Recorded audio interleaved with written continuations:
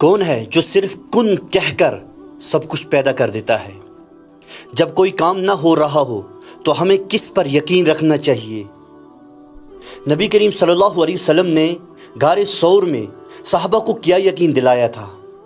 اگر ہر چیز اللہ کے حکم سے ہوتی ہے تو پھر مایوسی کا کیا مطلب؟ ان سوالوں کی جواب اس ویڈیو کے اندر موجود ہیں۔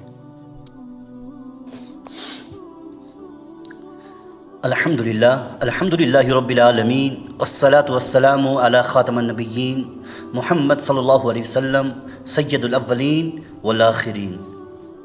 سامعین کرام، کبھی آپ نے سوچا جب آپ کا کوئی کام بغیر کسی ظاہری سبب کے آسانی سے ہو جائے، جب کوئی مصیبت آتے آتے رک جائے، جب قسمت کے بند دروازے اچانک کھل جائے، تو یہ کیوں ہوتا ہے؟ کیسے ہوتا ہے؟ صرف اور صرف ایک وجہ ہے، کیا؟ اللہ یفعل ما یشاء، اللہ جو چاہتا ہے کرتا ہے۔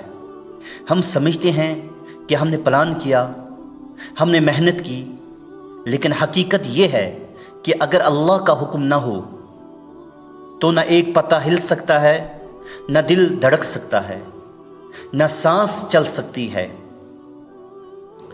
اللہ تعالیٰ قرآن کریم میں فرماتا ہے وَمَا تَشَاءُونَ إِلَّا أَن يَشَاءَ اللَّهُ، اور تم کچھ نہیں چاہ سکتے جب تک اللہ نہ چاہے۔ یہ دنیا، یہ نظام قدرت، یہ زندگی، موت، رزق، عزت، ذلت، سب کچھ اللہ کے حکم سے ہے۔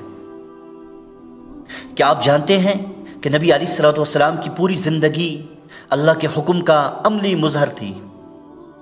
جب طائف کی گلیوں میں پتھر برسائی گئی، جب احد کے میدان میں دندان مبارک شہید ہوا، جب ہجرت کی رات مکہ سے مدینہ کا سفر اختیار کیا،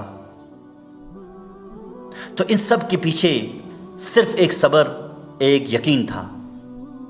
یہ سب اللہ کی مرضی سے ہو رہا ہے۔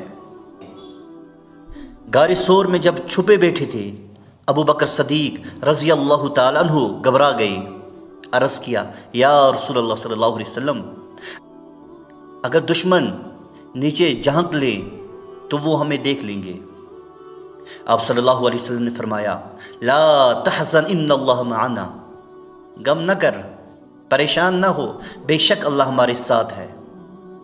یہ تھا یقین، یہ تھا بھروسہ، یہی تو درس ہے اس امت کے لیے۔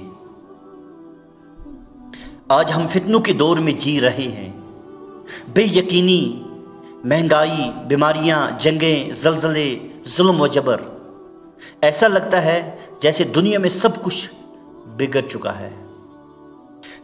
لیکن سنو، اس سب کے پیچھے بھی کوئی ہے جو نظام چلا رہا ہے۔ اللہ تعالیٰ فرماتے ہیں ان ربک فعال لما یرید، یقیناً آپ کا رب وہی کرتا ہے جو وہ چاہتا ہے۔ کیا ہم نے کبھی سوچا کہ جس رزق کی امید ہم لوگوں سے لگاتے ہیں وہ تو اللہ کے حکم سے ہے، اللہ چاہے بند کرے یا کھول دے۔ جس بیماری کا علاج ہم ڈاکٹروں سے کراتے ہیں، شفا صرف اللہ کے حکم سے ہوتی ہے۔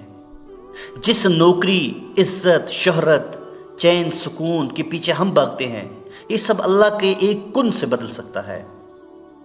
انما امرہ اذا اراد شیئا ان یقول له کن فیکون، جب وہ کسی چیز کا ارادہ کرتا ہے تو بس کہہ دیتا ہے ہو جا تو وہ ہو جاتی ہے۔ تو اب سوال یہ ہے، ہم اللہ پر ایمان رکھتے ہیں، پھر کیوں گھبراتے ہیں؟ کیوں مایوس ہوتے ہیں؟ کیوں روتے ہیں؟ کیوں چیختے ہیں؟ شکوہ کیوں کرتے ہیں؟ جب ہر چیز اللہ کے حکم سے ہے تو پھر نہ ہونے میں بھی بھلائی ہے، دیر میں بھی خیر ہے، اور دکھ میں بھی حکمت ہے۔ اللہ پر یقین رکھو، دعا کرتے رہو، اور جو ہو رہا ہے اسے اللہ کا فیصلہ سمجھ کر قبول کرو۔